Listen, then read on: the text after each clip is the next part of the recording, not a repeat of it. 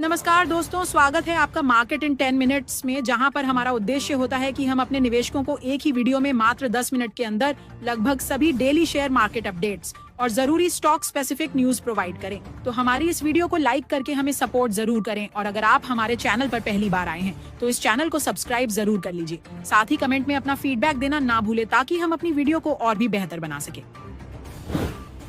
सप्ताह की शुरुआत शेयर बाजार के लिए बिल्कुल खराब रही। सोमवार को बाजार भारी दबाव में खुला और दिन भर बिकवाली जारी रही। सबसे बड़ी चोट आईटी सेक्टर को लगी क्योंकि अमेरिका ने H-1B वीजा फीस बढ़ा दी है। यह वही वीजा है जिसके सहारे भारतीय आईटी कंपनियां अपने कर्मचारियों को अमेरिका भेजती हैं। अब फीस सालाना $1,00,000 कर दी गई है, जिससे इन्फोसिस, TCS, टेक महिंद्रा और विप्रो जैसी कंपनियों का खर्च काफी बढ़ जाएगा। इसी डर से निवेशकों ने आईटी स्टॉक्स में जमकर बिकवाली कर दी। सोमवार को आईटी सेक्टर से सिर्फ एक दिन में करीब 1,00,000 करोड़ रुपए का मार्केट कैप मिट गया।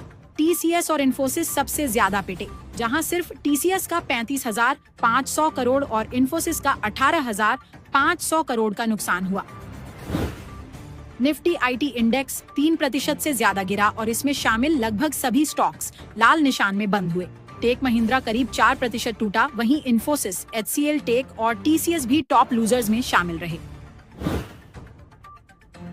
अन्य आईटी कंपनियों जैसे HCL टेक, विप्रो, टेक महिंद्रा, LTI माइंडट्री और पेरिस्टेंट सिस्टम्स में भी भारी गिरावट आई।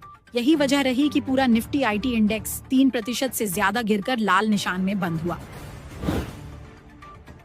बड़ी कंपनियों के साथ साथ मिड कैप आईटी कंपनियों में तो 5% तक की गिरावट देखने को मिली। एक्सपर्ट्स का कहना है कि नई वीजा पॉलिसी से इन कंपनियों की मार्जिन पर दबाव बढ़ जाएगा, क्योंकि अब उन्हें अपने कर्मचारियों को अधिक वेतन देना पड़ेगा।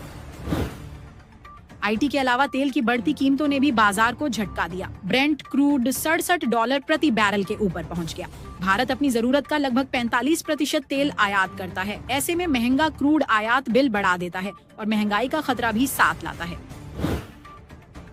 टेक्निकल एनालिसिस के हिसाब से भी बाजार में गिरावट की उम्मीद थी। पिछले हफ्ते निफ्टी 25,600 तक गया था और वहां इवनिंग स्टार जैसी कैंडल बनी थी, जो आमतौर पर कमजोरी का संकेत देती है। अब एक्सपर्ट्स मान रहे हैं कि निफ्टी को 24,880 से 24,800 पर सपोर्ट मिलेगा, जबकि ऊपर की तरफ 25,669 पर मजबूत रेजिस्टेंस बना रहेगा। इंडेक्स की बात करें तो सेंसेक्स 466 अंक गिरकर 82,160 पर बंद हुआ और निफ्टी 125 अंक टूटकर 25,202 पर आ गया। बैंक निफ्टी भी 174 अंक गिरकर 55,285 पर बंद हुआ। मिड कैप इंडेक्स 395 अंक फिसलकर 58,700 पर आ गया, जिससे साफ है कि बाजार का ब्रेड आज पूरी तरह कमजोर रहा। अगर सेक्टरों की बात करें तो सबसे बड़ा दबाव आईटी पर रहा। ऑटो सेक्टर में GST कट लागू होने के बावजूद हल्की गिरावट देखने को मिली। फार्मा स्टॉक्स जैसे सिप्ला और ग्लेनमार्क दबाव में रहे। वहीं मेटल और माइनिंग सेक्टर में तेजी आई क्योंकि हिंदुस्तान कॉपर को माइनिंग लीज एक्सटेंशन मिला और उसका शेयर 6% उछल गया। शिपिंग से जुड़े स्टॉक्स जैसे SCI और गार्डन रीच भी 3 से 4% ऊपर गए क्योंकि इन्हें इंफ्रास्ट्रक्चर सेक्टर का दर्जा देने की खबर आई। कई खास स्टॉक्स ने अलग अलग वजहों से सुर्खियां बटोरी। अडानी ग्रुप के शेयरों में जबरदस्त तेजी आई और ये 20% तक चढ़ गए। केफिनटेक 5% टूटा क्योंकि जनरल अटलांटिक ने अपनी हिस्सेदारी बेचने की खबर दी। मुथूट फाइनेंस 4% चढ़ा क्योंकि सोने की कीमतें रिकॉर्ड ऊंचाई पर पहुंच गई हैं और इससे गोल्ड लोन कंपनियों पर निवेशकों का भरोसा बढ़ा। NBCC और नेटवेब जैसे स्टॉक्स भी 4 से 6% चढ़े क्योंकि इन्हें नए ऑर्डर मिले। एक्सपर्ट्स का कहना है कि वोलेटिलिटी बढ़ने से आने वाले दिनों में निवेशकों को और ज्यादा सावधान रहना चाहिए, क्योंकि ग्लोबल संकेत अभी भी कमजोर हैं और घरेलू स्तर पर भी भरोसा वापस आने में वक्त लग सकता है। ग्लोबल लेवल पर भी हालात अच्छे नहीं रहे। चीन ने नया के वीसा लॉन्च किया है ताकि ग्लोबल टैलेंट को खींच सके। बैंक ऑफ जापान ने ब्याज दर को 0.5% पर स्थिर रखा, जबकि अमेरिका में गवर्नमेंट शटडाउन का खतरा मंडरा रहा है।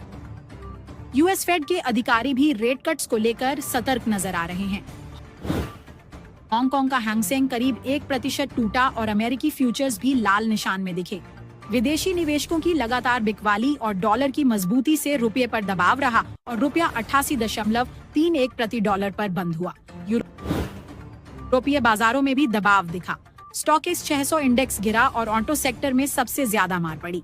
पोर्शे के शेयर लगभग 7% टूट गए क्योंकि कंपनी ने अपनी 2025 की प्रॉफिटेबिलिटी गाइडेंस घटा दी और इलेक्ट्रिक कार का लॉन्च टाल दिया।